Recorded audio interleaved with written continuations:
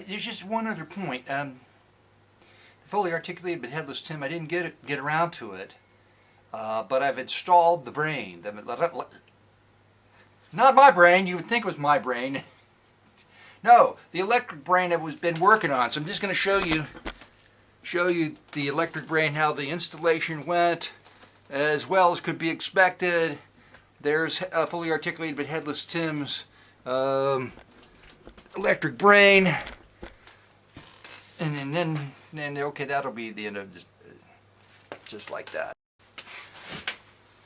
Howdy, it's me, Manic Mark, coming to you from the bunker system located underneath the art villa found somewhere in the jungles of the Midwest. And today I'm coming to you with a very thin record day. It's not a very thick stack, it's a thin stack. And as you can see, the fully articulated but headless Tim is back in the studio as co-host because the other figure has been moved upstairs above, outside of the bunker, above, into the living quarters of the art villa. I painted him up, and now he looks like really realistic. Whoever made it, it's super old. Whoever made it, we don't know. It was purchased, and here it is. Whoever made it used a life figure. The hands have fingerprints, and the faces. I don't know what. It has fiberglass hair, but it has like little fuzzy eyebrows. I don't understand. Anyway, here's a photograph of it. I just remember that I had that. Put that up there. And I've asked people to name him, to give him a name, and I don't know how much energy any one of you put into your assignment. Stupid head smarty pants. That wasn't one. I just made that up. There was the one oddity. He looks. Somebody pointed out. It's John. He looks just like Montgomery Cliff, and I must admit that he does, in fact, look just like they used Montgomery Cliff for a life model. So therefore, I thought maybe, well, Monty might work. I'm sorry. It was a contest, and somebody had to be the winner, and other people had to be the losers. So I'm trying out Monty to see how it works upstairs. Now when I come in, I get up at night, or I walk in the room, and every time it's like, oh Jesus. And the dogs, I swear to God, the dogs barked for an hour at him, you know. They're not barking anymore, but when they walk in the room, they go up and they're like sniffing, like, hey, you're still sitting there, pretty quiet. Quiet Montgomery. Montgomery the Quiet. Montgomery Quiet. Where did I put my... There it is. So on the way home from work on Friday,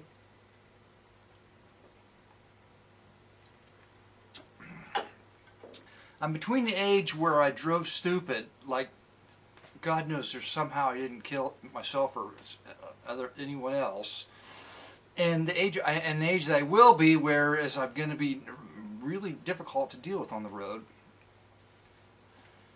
I'm in that age now, like almost 60, where I get on the road, I drive the speed limit, you know, pay attention to the laws are there for a reason. I know it takes a while to figure that out, but they're there.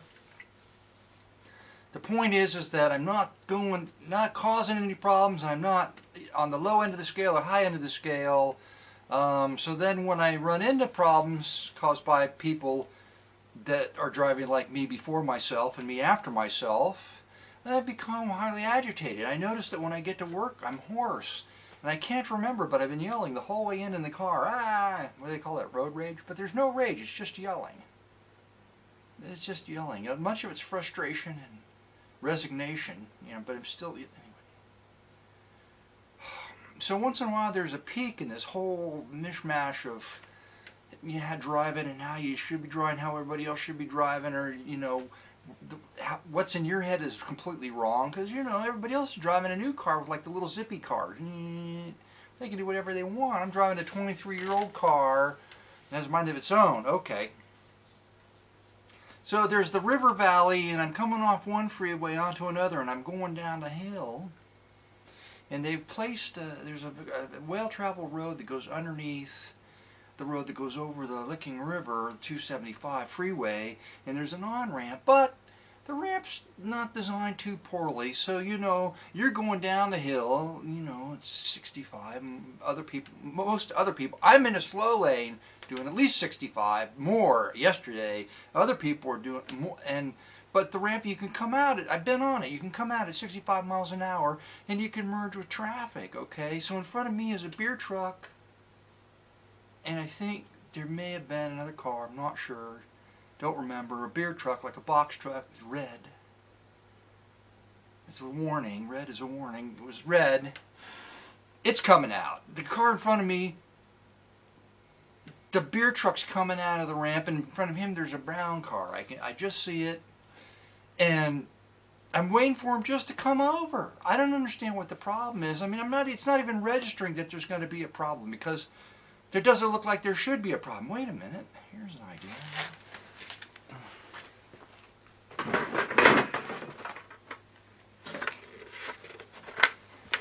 It doesn't look like there should be a problem.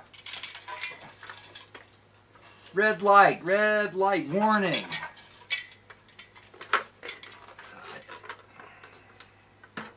Something else in the bunker I don't need. Anyway, okay, so the brown car gets to the very end of that ramp, which you can be up at 65 miles an hour with room to merge. I'm going along, expecting merging, being nice, holding back. That's what I was doing, coming down. I saw them all come out.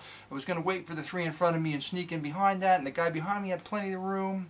He's coming out on the ramp, and there's people behind me. The brown car stops right in front of at the end of the ramp, right in front of the beer truck. The beer truck, all I see is brake lights, and it jerks. It literally almost picks itself up and jerks into my lane to miss that dumbass in the brown car. And then he comes to a stop. Instead of going around the brown car, dumbass, the driving the brown car, not the beer truck driver, he just made a spontaneous decision on how to keep. I'm behind him now. I have to make a spontaneous decision as I slam on the brakes. And while I slam on the brakes, I look quickly to see where I can go, and there's the people behind me are coming over and up next to me because they can't stop behind me. There's traffic over here. What am I going to do? I just closed my eyes and screamed. No, I didn't. I just braked to a halt. I didn't hit anything. But I could have. It had been raining. For sure I would have. Yes. That's my story. I was going to use props to tell that story. This was going to be the beer truck.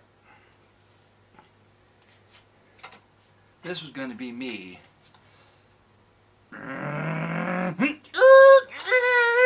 Something like that, but it just didn't work out that way. I hadn't picked anything for the stupid driver yet. It's probably a chicken.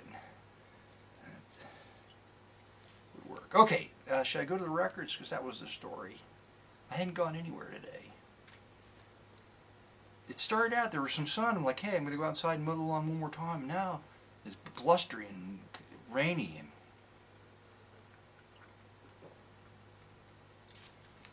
oh my God. Can't work up any energy. I could go back to an old story. I could relive an old story.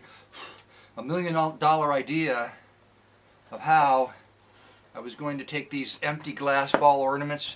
This one is designed by a professional artist somewhere like in Vermont, of course. I lost the thing that told the story of the artist that bought the glass Christmas and then filled them with tinsels and put his name on it like, hey, I'm an artist. But I thought that I could fill these with human blood and teeth. And there'd be a big market for that sort of thing. That sounds horrible, but think about it. Maybe it's your loved ones and you wanted to remember them, so maybe it should be ashes instead. You could just hang the ashes of your loved ones every year on your Christmas tree. Maybe human blood and teeth, that's a bad idea. Who knows? Okay, now onto the records. Oh my God, yeah, that's right. Swingin' Billy Max did. I think I've got this one, but I like the cover, so I picked it up again. I believe it's jazz or Dixieland, Manhattan Jazz Band. But they're not in Manhattan. What the hell? I don't know. Anyway, I picked it up. It's a fun cover. Songs of Safety, Manners, Health, and Health Can Be Fun by Frank Luther. I doubt if they'll be fun, but because when people tell you something's going to be fun, it's usually they're overselling. Health can be fun. Health can be fun. Manners can be fun. Fair Play, The Whinies, Smash, Rip, Ruin, Toys Belong in Boxes, Animals Have Feelings, Goodbye and Thank You, When It Is Bedtime, Having Good Manners, Songs of Safety. An automobile has two big eyes. Never be afraid of anything. Go on. I cut that part out because I was just... Alright. I think I've got this one. I don't know for sure, so I picked it up again because it was local. Beanie, Donna, Peggy, Debbie, and Dan. That's Beanie. Old favorites, Roy Cobb and the Coachman. Oh, let's see. We're going to need an album cover. What would be a good album cover for us? Do we call ourselves the Coachman? What do you think? Oh, I don't know. Let's see. A shot of the mud pits in Yellowstone Park up there in Montana? No! How about a drawing of an old coach? My daughter's friend goes to art school. Never mind. Okay. Somebody from the old Coachman, maybe Roy Cobb himself, died because there were about 10 of these in the thrift store bin. Anyway, okay. Morton Gould album I don't have. And Blues in the Night. That's a really nice cover on that Morton Gould record. 1960. It looks earlier. It looks like 1958 or 59 maybe, but it's not. It's 1960. That's nice. Alright. Also nice is the cover of this Ken Griffin album. It's a vampire, like somebody from Germany, I think, who's a vampire. Look at the eyes on that. Look at the eyes. To prove my point, here's this. There's that, and there's that. That proves my point. Oh my God, there's buttons inside this thing. It's coming apart. Alright, gotta put him back. There you go, thank you. Ken Griffith on the back also looks kind of Halloweenish there. Okay, Halloween's over, isn't it? Go on. Right. Vic Schoen and his orchestra. I don't know if I have this stereo action album. Seems like I do. It's going to be very like Vic Schoen. He'll have vocalists, I think. I don't know. I don't remember. Anyway, go on. 20 moments of Hawaiian music. A Diplomat.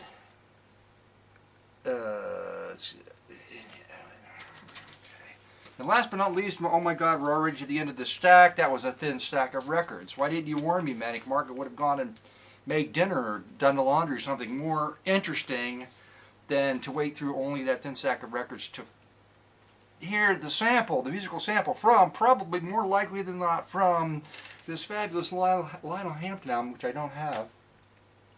From the date. They don't put the date on these, do they? It was once owned by Harold W. Grimmelby back in 1986. 5/11/86. Harry Grimmelby signed this album. But it certainly does look like it's probably from 1960 or 61, maybe 59, somewhere in those 3 years from the graphics. Okay, that's pretty exciting. Yes, indeed. I'm glad at least that I found that one to share with you. But I may also be sharing a track, or may already have shared a track from Manners and Health and Safety and all that BS could be fun.